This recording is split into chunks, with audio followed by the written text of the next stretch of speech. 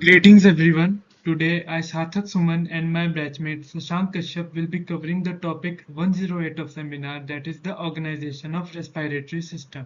Topics which will be covered under this seminar are anatomical organization of the airways, layers of diffusion membrane, laws applicable in respiratory physiology, and non-respiratory function of the lungs. So starting with Weber's classification of tracheobronchial tree. The tracheobronchial tree is divided into 23 generations of airways starting from the trachea and ending into the alveolar sacs. Each generation represents a division or branching of the airways, becoming progressively smaller and more numerous as they penetrate deeper into the lungs. So according to Weber's classification, trachea is assigned the 0th generation, main stem bronchi is assigned the 1st generation, lobar bronchi the 2nd generation, segmental bronchi the 3rd generation, subsegmental bronchi 4th to 10th generations, bronchioles 11th to 16th generations, terminal bronchioles 17th to 19th generations, respiratory bronchioles 20th to 22nd generations, and finally the alveolar ducts and alveolar sacs the 23rd generation. Trachea, which occupies the 0th generation. The trachea is the main airway and serves as the conduit for air entering and exiting the lungs. It is a tube about 10 to 12 centimeters long and is 2 centimeters in diameter. Main stem bronchi, which occupies the 1st generation. The trachea bifurcates into the right and the left main stem bronchi. The right and main bronchus is shorter, wider, and more vertical compared to the left bronchi. The third is lobar bronchi, which occupies the 2nd generation. Each main bronchus divides into lobar bronchi with 3 on the right, upper, middle and lower lobes, and 2 on the left, upper and lower lobes. So coming on to segmental bronchi, which occupies the 3rd generation. Lobar bronchi further divide into segmental bronchi, each supplying a bronchopulmonary segment. There are 10 segments in each lung, although this can vary. Now coming on to subsegmental bronchi, which occupies the 4th and 10th generations. These bronchi continue to divide, becoming progressively smaller. They are surrounded by cartilage to maintain structure and facilitate air passage. Now we come on to bronchioles, which occupy 11th to 16th generations. Subsegmental bronchi give rise to bronchioles, which lack cartilage and have a diameter of less than 1 millimeters. They are more flexible and contain smooth muscles, allowing for regulation of airflow. Terminal bronchioles, which occupy the 17th to 19th generations. The smallest bronchioles are called terminal bronchioles. These are the last purely conducting airways and play a key role in air distribution. Respiratory bronchioles, 20th to 22nd generation. Terminal bronchioles transition into respiratory bronchioles, which have alveoli budding from their walls. These bronchioles mark the beginning of gas exchange regions. The last is alveolar ducts or alveolar sac, which is the 23rd generation. Respiratory bronchioles open into alveolar ducts, which end into the cluster known as alveoli or alveolar sacs. These alveoli are the primary site of gaseous exchange between air and blood. So the next topic is resistance to airflow. Resistance to airflow in the respiratory system refers to the opposition encountered by the air as it moves through the airways during inhalation and exhalation. It is a critical parameter in respiratory physiology because it influences the work of breathing and efficiency of gas exchange. So now we will discuss factors influencing airflow resistance. The first is airway diameter, bronchoconstriction, narrowing of the airways due to contraction of smooth muscles often seen in conditions like asthma increases the resistance. Bronchodilation, widening of airways typically induced by medication or relaxation of smooth muscles, which will decrease the airflow resistance. The second factor is airway length. Longer airways contribute to increased resistance, although this factor is relatively constant in adults. The third factor is airway obstruction. Presence of mucus, inflammation, foreign bodies, or tumors can obstruct the airways and significantly increase its resistance. The fourth is lung volume. Higher lung volumes tend to reduce airway resistance because the airways are more distended and less likely to collapse. The fifth factor is airflow pattern. Laminar flow. Smooth, streamlined flow typically seen in smaller airways where resistance is lower. Turbulent flow. Disorganized or chaotic airflow that occurs in larger airways and at higher flow rates, leading to higher resistance. According to Poiseuille's law, resistance is inversely proportional to the radius to the power of 4. It means that whenever the radius of tracheobronchial system is smaller, the resistance will be maximum. From trachea towards the alveoli, the radius or the diameter is going to be reduced more and more towards the alveolar duct. So the maximum resistance should be at the level of alveolar ducts or at the level of respiratory bronchioles, but it is not the case. When you look at this diagram, the resistance as expected firstly rises, but then it starts to decrease as we go deeper into the lungs, the reasons of which are discussed in the next slide. The airflow resistance is maximum at the level of lobar and segmental bronchi, which occupies the fourth generation due to two key factors. The first factor is parallel airway arrangement. As the airways branch from trachea down to the bronchioles, they split into increasingly large number of smaller airways. By the time air reaches the level of respiratory bronchioles, there are millions of these small passages running in parallel. However, in parallel system, the overall resistance decreases as the total cross-sectional area increases. The second factor is total cross-sectional area. The combined cross-sectional area of these smaller airways, which includes the bronchioles, is much larger than that of the trachea and the larger bronchi. This large cross-sectional area reduces the velocity of airflow and consequently the resistance. So the next topic under discussion is physiological dead space. The physiological dead space refers to the portion of each breath that does not participate in any kind of gaseous exchange, because it either remains in the airways as anatomical dead space or reaches the alveoli that are poorly perfused, as in case of alveolar dead space. So the physiological dead space has two components, anatomical dead space and alveolar dead space. So going into further detail, we will firstly discuss about anatomical dead space. This includes the airways where no gaseous exchange occurs, such as the trachea, bronchi, bronchioles up to the level of terminal bronchioles. Alveolar dead space. This is the portion of the alveoli that are ventilated but are not perfused, hence no gaseous exchange occurs here. When we combine anatomical dead space and alveolar dead space, we get physiological dead space, whose normal value is about 150 ml. This is the sum of anatomical and alveolar dead spaces. It represents the total volume of respiratory system that does not participate in any kind of gaseous exchange. Anatomical dead space is roughly about 2.2 ml per kilogram of body weight, which means it depends upon the size and weight of the person and is not fixed. Increased anatomical dead space can occur under following conditions: bronchodilation due to any reason, under general anesthesia due to loss of bronchial tone. Measurement of anatomical dead space. It is done using nitrogen washout method. The steps are: the first step is initial setup. The patient breathes in a gaseous mixture that does not contain any amount of nitrogen, typically 100% oxygen. The second step is washout phase. As the patient exhales, the nitrogen that was present in the anatomical dead space is expelled first. This is because the air in these regions is not involved in any kind of gaseous exchange and is the last to be replaced by the inhaled gaseous mixture. The third step is measurement. The exhaled air is collected and analyzed. The concentration of nitrogen is measured continuously during exhalation.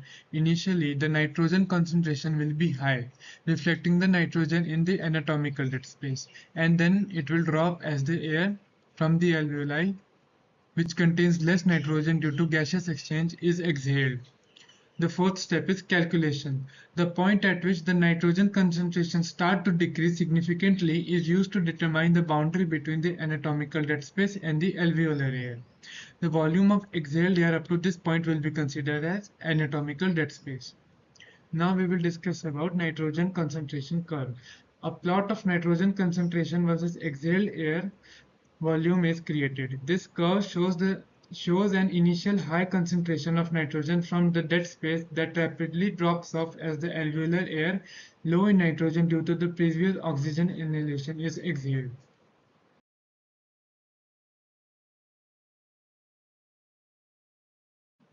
Alveolar dead space. Alveolar dead space is that amount of air present in the respiratory zone which is not taking part in gaseous exchange.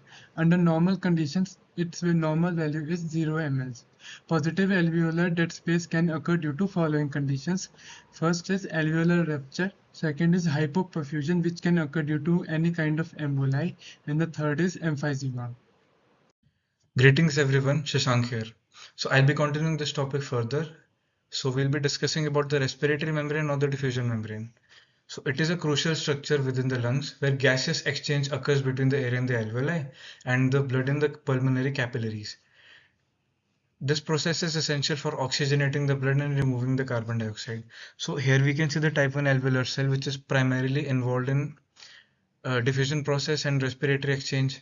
Here we can see the pulmonary capillaries, and between the type 1 alveolar cell and the respiratory capillaries we can see the diffusion membrane, और इसकी अलग अलग layers होती हैं जिसमें हर एक का अपना अपना अलग रोल है, and it is extremely thin, typically around 0.5 to 2 micrometers. So coming over to the layers of respiratory membrane, it is divided into the following layers. Starting with the surfactant, then comes the alveolar epithelium. After the alveolar epithelium, we have the basement membrane, interstitium, endothelium of the capillaries, basement membrane of the capillaries, plasma and the cell membrane of the RBCs. तो यहाँ पर हम देख सकते हैं alveolar surface और blood capillaries के बीच में सारी layers arranged है. So the oxygen transport occurs between the alveolar surface and the capillaries, and the carbon dioxide transport occurs between RBCs and the alveolars.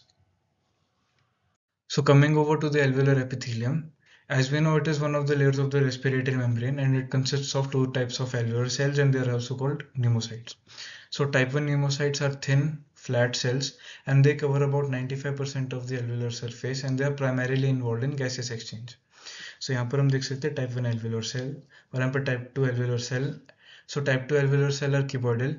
They produce surfactant, and surfactant is a substance that reduces the surface tension within the alveoli, and it prevents their collapse and aids in the breathing. So now we will be discussing about another type of cell which is present in the lungs, and it is called the pulmonary alveolar macrophage. So it is a type of immune cell found in the alveoli of lungs, and it plays a crucial role in maintaining the health of lungs by performing several functions, जिसमें से पहला function है phagocytosis. So they engulf and digest pathogens such as bacteria, viruses, fungi, as well as inhaled particulate matter and cellular debris. तो यहाँ पर हम देख सकते हैं alveolar macrophage lungs में present है, and it helps to keep the alveolar space sterile and free of harmful substances. So now coming over to some other functions of PAM, immune regulation. They release cytokines and chemokines, which are signaling molecules that help regulate the immune response. These can recruit other immune cells to the site of infection or inflammation and modulate the activities of these cells. Inflammation control. They are involved in the resolution of inflammation. They help to clear dying cells and secrete anti-inflammatory mediators that help to dampen excessive inflammatory responses, which can otherwise damage the lung tissue. Inflammation normal एक defensive mechanism है body का, but अगर ज़्यादा inflammation हो जाए तो it can damage the lung tissue, जिसकी वजह से जो पल्मोनरी एल्वेलर मैक्रोफेजेस है वो अलग अलग टाइप के एंटी इन्फ्लेमेटरी मीडिएटर्स रिलीज करती है जो कि इन्फ्लेमेशन थोड़ी कम करती है, excessive inflammation. Surfactant homeostasis. These are also involved in the metabolism of surfactant, which reduces the surface tension in the alveoli, and they also help to recycle surfactant components, ensuring the surfactant system works efficiently. Now, response to environmental stimuli. They adapt to changes in the lung environment, such as exposure to pollutants or allergens. They can also alter their functional state to respond appropriately to different types of challenges. So now coming over to the laws applicable in respiratory physiology. Boyle's law. This law states that the pressure of a gas is inversely proportional to its volume at a constant temperature. तो हमें पता है कि under ideal condition जबकि कोई gases exchange नहीं हो रहा है, एटमॉस्फेयर का प्रेशर और लंग्स का प्रेशर इक्वल होता है, which is 1 atm. But during inhalation जब चेस्ट कैविटी एक्सपैंड करेगी उसकी वजह से उसका वॉल्यूम इंक्रीज होगा, and as we know volume और प्रेशर इन्वर्सली वेरी करते हैं एट कॉन्स्टेंट टेम्परेचर. इसका लंग का प्रेशर सब एटमॉस्फेरिक हो जाएगा, जिसकी वजह से एक प्रेशर ग्रेडियंट क्रिएट हो जाएगा एटमॉस्फेयर और लंग्स के बीच में, और एयर इसके अलोंग मूव करेगी, इस प्रेशर ग्रेडियंट के along, which is from the atmosphere to the lungs. और एक्सपिरेशन में इसका टोटली ऑपोजिट होगा. चेस्ट कैविटी कॉन्ट्रैक्ट करेगी जिसकी वजह से इसका प्रेशर इंक्रीज करेगा और एटमॉस्फेरिक प्रेशर से ज़्यादा हो जाएगा, तो प्रेशर ग्रेडियंट ऑपोजिट डायरेक्शन में एस्टैब्लिश हो जाएगा और एयर इसी करके बाहर चली जाएगी. So Charles' law. This law describes that the volume of a gas is directly proportional to its absolute temperature at constant pressure. So now we have the Laplace law. This law states that the pressure collapsing the alveolus is directly proportional to the surface tension generated by the molecules of fluid lining the alveolus and inversely proportional to the radius of the alveoli. इसका मतलब ये है कि जो alveolus size में छोटा होगा, जिसका रेडियस कम होगा, उसका कोलैप्सिंग प्रेशर ज़्यादा होगा तो कोलैप्स करने की कोशिश करेगा, बट इस चीज़ को ओवरकम करने में हेल्प करता है surfactant which is secreted by the type 2 pneumocytes. And now coming over to the fixed law of diffusion. This law states that the rate of diffusion of a gas across a membrane is proportional to the surface area, concentration gradient of the gas, and inversely proportional to the thickness of the membrane. Membrane जितना thick होगा उतना diffusion कम होगा, surface area जितना diffusion के लिए available ज़्यादा होगा उतना ज़्यादा diffusion होगा, और concentration gradient gas का जितना ज़्यादा होगा high concentration to low concentration उतने ही effectively gas diffuse करेगी. So taking oxygen as an example, हमने फिक्स लॉ में पढ़ा था जितना डिफ्यूजन के लिए सरफेस एरिया ज़्यादा अवेलेबल होगा उतनी ज़्यादा डिफ्यूजन होगी, और जितना थिकनेस कम होगा उतना ज़्यादा डिफ्यूजन होगी. सो ड्यूरिंग इंस्पिरेशन अब हमारे लंग्स स्ट्रेच करेंगे, जिसकी वजह से जो एरिया अवेलेबल होगा वो बढ़ेगा, और एरिया ज़्यादा होगा तो फिर थिकनेस कम हो जाएगी लंग्स की, जिस वजह से एफिशिएंट ऑक्सीजन का एक्सचेंज हो पाएगा between the alveoli and the capillaries.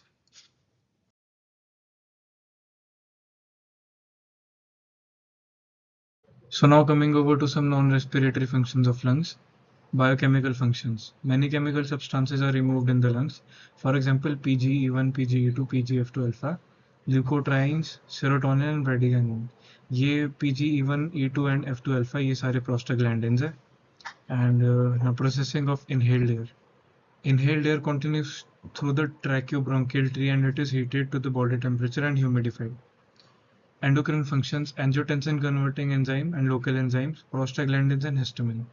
Angiotensin converting enzyme RAAS system में ब्लड प्रेशर बढ़ाने में यूज होता है. And production of surfactant, it is synthesized by type 2 pneumocytes. It lowers the surface tension and it prevents the collapse of smaller alveoli. Defense functions, immunoglobulin A, ये antibody है. Protease activated receptors and pulmonary alveolar macrophages हमने already discuss कर लिया. Now the lung also acts as a filter against endogenous and exogenous emboli, blood clots, preventing them from accessing the systemic circulation. And the lung, with its unique ability to distend and recruit pulmonary vasculature, acts as a reservoir of blood, fine-tuning the preload and optimizes the cardiac output. Cardiac output passes through the 7 micrometer pulmonary capillaries, which acts as an effective sieve for particulate matter. Route for administration of anesthesia. General anesthesia is usually administered by the respiratory route. And now speech and phonation. Movement of air in the respiratory passage helps in the improvement of voice. Therefore, voice becomes thick with nasal intonation and nasopharyngitis and nasal obstruction. तो ये phonation और voice में भी इसका lungs का function है. And now olfactory function. Breathing is essential for the delivering of odorant from environment to the olfactory epithelium. Olfaction is required for many physiological activities including limbic functions. Limbic functions के साथ में olfaction के emotion related aspects हैं. Then coming over to the left ventricular reservoir, the entire cardiac output from right ventricle is pumped into the pulmonary circulation due to the high compliance of lungs and its pulmonary vessels. The pulmonary vessels accommodate about 0.5 liter of blood at any given time. This serves as a reservoir for left ventricular filling. So that concludes this presentation. Thank you. Good evening, everyone. Today, the topic of my presentation is Mechanics of Breathing Part 1. What is respiration? Respiration is the process by which oxygen from atmosphere is delivered to tissues and carbon dioxide is removed from tissues into the atmosphere. It involves 4 stages: ventilation stage, transport stage, exchange state, and the tissue stage. In ventilation state, there is exchange of gases between the atmosphere and the pulmonary capillaries through the process of pulmonary ventilation. Now, what is pulmonary ventilation? Pulmonary ventilation involves the processes of inspiration and expiration. What are the muscles acting during inspiration and expiration? The inspiratory muscles are diaphragm and external intercostal muscles. Accessory inspiratory muscles include sternocleidomastoid, anterior serraty muscle, scalene muscle, and ala-nasal muscles. Sternocleidomastoid muscles causes the upward and the forward movement of the sternum. Anterior serraty, scalene muscles, they cause the upward and the outward rotation of the first two ribs, and the ala-nasal muscle, they cause a flaring of nostrils. Now we have the expiratory muscles. Expiration is a passive process, but during hyperventilation, these following muscles come into play. We have rectus abdominis, internal intercostal muscles, internal and external obliques, and transverse abdominis. Now, let's see the action of these muscles. Due to the contraction of diaphragm, the rib cage is pushed outwards and the thoracic cavity is enlarged in anteroposterior and lateral planes.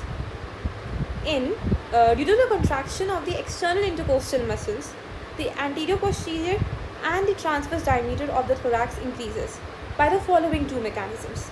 First of all, we have the upward and the outward rotation of second to 10th ribs. This resembles the movement of the handle of a bucket. Thus, it is called the buckle handle movement. The upper four ribs rotate the sternum upward and outward. This resembles the movement of the handle of a pump.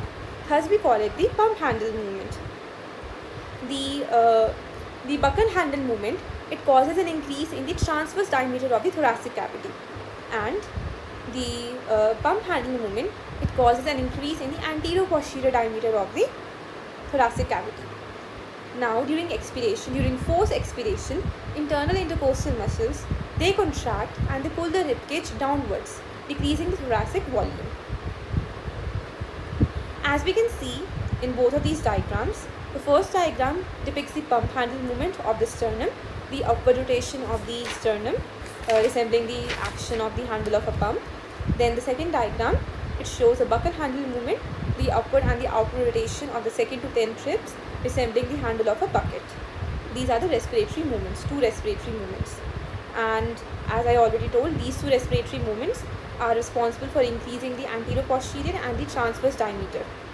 As we can see, the buckle handle movement, it causes an increase in the transverse diameter, and the pump handle movement causes an increase in the anteroposterior diameter. This diagram depicts that. This is again the action of the respiratory muscles. The first diagram is of the external intercostal and the second is of the internal intercostal. It is shown, their center of rotation is shown, and how are they basically located and how they rotate and cause an increase in the thoracic volume. Pressures of respiratory system. First, we have the alveolar pressure. Alveolar pressure is the pressure found within the alveoli. During inspiration, it is approximately minus 1 mmHg, and during expiration, plus 1 mmHg. Intrapleural pressure. Intrapleural pressure is suction pressure, which is present between the visceral and the parietal pleura. It is formed due to the lungs' tendency to collapse and the chest wall's tendency to expand. During inspiration, it is minus 8 cm of H2O, and during expiration, it is minus 5 cm of H2O. Transpulmonary pressure. It's a pressure difference between alveolar pressure and intrapleural pressure. Hello everyone, my name is Akshit, and for today my topic is pressure volume changes during the respiration and lung compliance. So first of all, we are gonna discuss about pressure volume changes during respiration. तो जब हम inspire करते हैं तो हमारा इंटरप्लूरल pressure -5 होता है, और जब हम इंस्पायर करते हैं तो हमारा लंग एक्सपैंड करता है, जिसके करके वो इंटरप्लूरल प्रेशर डिक्रीज़ करता है.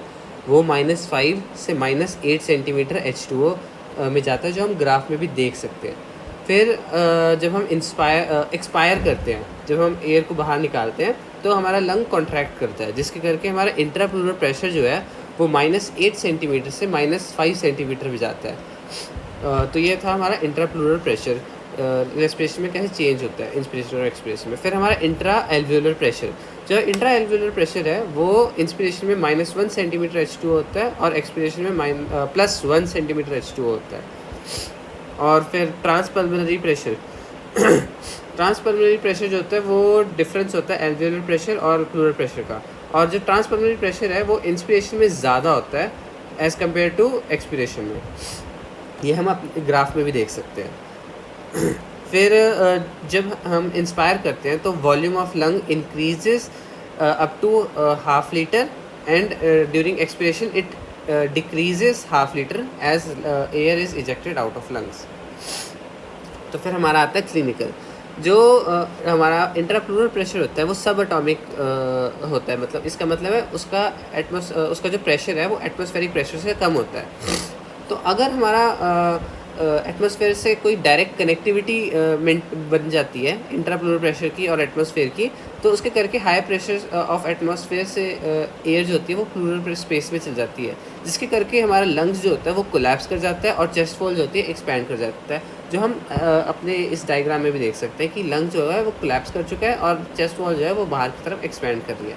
Causes of pneumothorax are gun shot, perforated chest wall and knife punching chest wall. तो फिर आगे हमारा टॉपिक है lung compliance. Lung compliance, it is the extent to which lungs will expand for each unit increase in transpulmonary pressure if enough time is allowed to reach equilibrium. तो जब हम inspire करते हैं तो इंट्राप्लूरल प्रेशर जो होता है वो डिक्रीज़ करता है, और जब हम तो उसके करके वॉल्यूम भी इंक्रीज़ करती है, जो हम ग्राफ में भी देख सकते हैं। और एक्सपिरेशन में क्या कहते हैं हम इंट्राप्लूरल प्रेशर डिक्रीज़ हो रहा है तो वॉल्यूम भी कम हो रही है।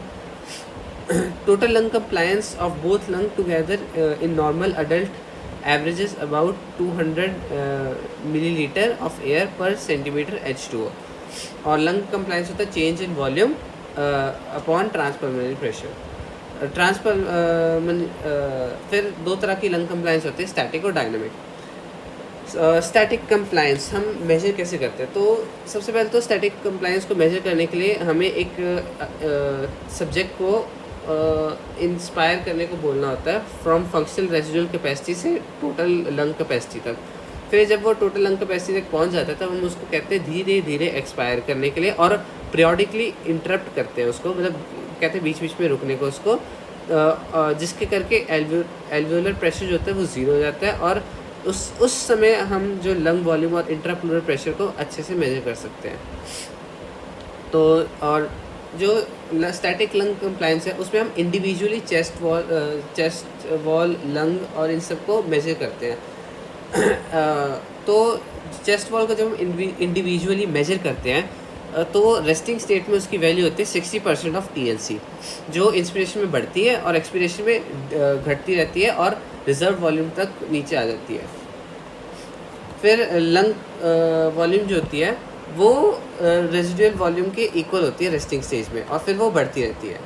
और रेस्पिरेटरी सिस्टम जो क्या कहते हैं बोथ चेस्ट वॉल और लंग वॉल्यूम को मतलब जोड़ के बनती है, कंबाइन करके बनती है, तो उसका रेस्टिंग स्टेट में वैल्यू होती है फंक्शनल रेजिडुअल कैपेसिटी, और वो इंस्पिरेशन में बढ़ती है और एक्सपिरेशन में घटती है। डायनेमिक लंग कंप्लायंस, तो डायनेमिक लंग कंप्लायंस हम मेजर करते हैं by continuously recording the change in intrapleural pressure और लंग कंप्लायंस और एंड लंग वॉल्यूम। तो जैसे स्टैटिक में तो हम इंडिविजुअली रोक कर चेक कर रहे थे, डायनेमिक लंग कंप्लायंस में हम रेगुलरली चेक करते हैं। तो और हिस्टेरेसिस ऑफ लूप जो होती है वो इसलिए होती है क्योंकि जब हम इंस्पायर कर रहे होते हैं तो एयरवे ओपन होना होता है, तो उसके लिए प्रेशर ज़्यादा लगता है, जो कि होता है 15 सेंटीमीटर H2O। और जब डिफ्लेट हो रहा होता है वो ऑलरेडी ओपन एक एयरवे है, तो उसको मेंटेन करने के लिए हमें सिर्फ एक -5 सेंटीमीटर H2O का प्रेशर चाहिए होता है। फिर clinical features of lung compliance, तो लो कंप्लायंस जो होती है उसका वो होता है इट्स अ रिस्ट्रक्टिव लंग डिजीज़, और इसमें ये पल्मोनरी फिब्रोसिस में हमें दिखते हैं, जिसके करके हमारा लंग जो होता है वो स्टिफ हो जाता है और डिफ़िकल्ट टू इन्फ्लेट हो जाता है बिकॉज ऑफ फिब्रोसिस। और इसमें स्टैटिक लंग कंप्लायंस जो होती है वो कम होती है। अब ने पढ़ा था कि स्टैटिक लंग कंप्लायंस हम इंडिविजुअली मेजर करते हैं, तो हाँ वो उसमें कम होती है। और हाई कंप्लायंस जो होती है वो हम देखते हैं एम्फीसीमा में, तो इसमें लंग जो होता है वो ईजिली इन्फ्लेट कर जाता है, और इसमें स्टैटिक लंग कंप्लायंस जो होती है वो हायर होती है और रिजर्व वॉल्यूम भी जो होती है वो अब नॉर्मली हाई होती है। That's it. Factors affecting lung compliance: dysensibility and elastic recall. More the lung is elastic and distensible, more is the compliance. Lung volume. At low lung volumes, compliance is high, and at high lung volumes, it is low. Lung size.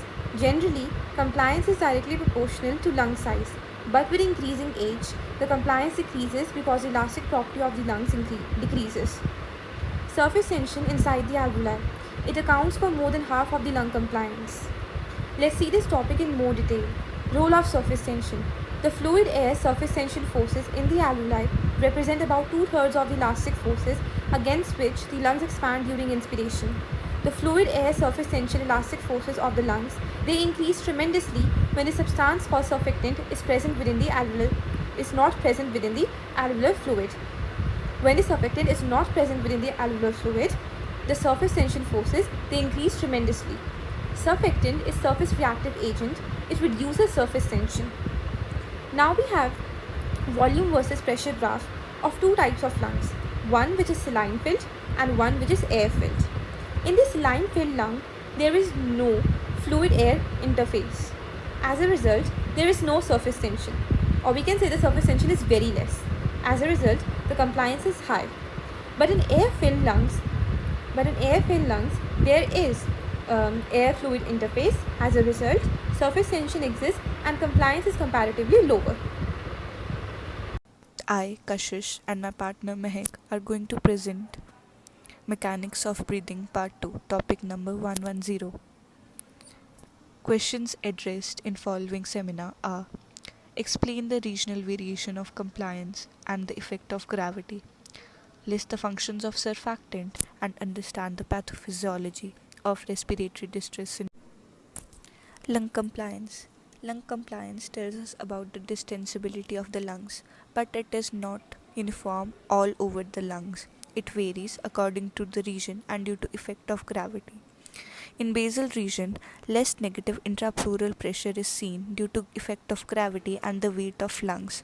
So there is less suctioning effect due to less negative intrapleural pressure, and hence the alveoli are more compliant. But in upper region, as the negative intrapleural pressure is more, there is more suctioning effect which increases the volume of alveoli, and hence they are already filled with air, which makes them less compliant as compared to those in lower region.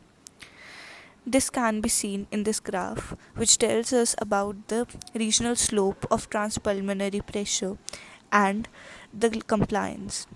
As seen in upper area, as the regional slope is less, there is less lung compliance at the apex of the lungs, whereas in the basal area of lungs there is more lung compliance due to more regional slope. Surface tension. Tension of surface film of liquid caused by the attraction of surface layer of bulk of liquid, which tends to minimize the surface area. Surface tension at liquid-air interface is the major factor that affects the lung compliance. It is created due to the water molecules which are strongly attracted to one another as compared to the air molecules. As a result, they try to dig in to the layer of water and hence create a force called surface tension. It favors the collapse of the alveoli. Laplace law. At the end of inspiration, alveoli collapse and flush out the air. This collapse creates a positive pressure in alveoli attempting to push the air out. The amount of collapsing pressure generated in this way in the alveoli can be calculated by the use of Laplace law. It describes the relationship between surface tension, radius, and the alveolar collapsing pressure. It states that the pressure inside the spherical structure is directly proportional to the tension in the wall and inversely proportional to the radius of sphere, that is alveoli. The mathematical formula of Laplace law is P equals to 2T by R. Pressure in smaller alveoli is greater as compared to larger alveoli if the surface tension is same. Effect of surface tension on collapsing pressure. Surface tension increases the collapsing pressure of alveoli. In our body, the surface tension at the air-liquid interface in alveoli is decreased by pulmonary surfactant. Effect of radius on tension. Decrease in radius increases the collapsing pressure and vice versa. This will state that in smaller alveoli there is more surface tension and hence more collapsing pressure, and in larger alveoli there is less surface tension and less collapsing pressure. This can be seen in this image. In larger alveoli there is less collapsing pressure, and in smaller alveoli there is high collapsing pressure. But due to pulmonary surfactant present in our alveoli, these both pressures are equalized.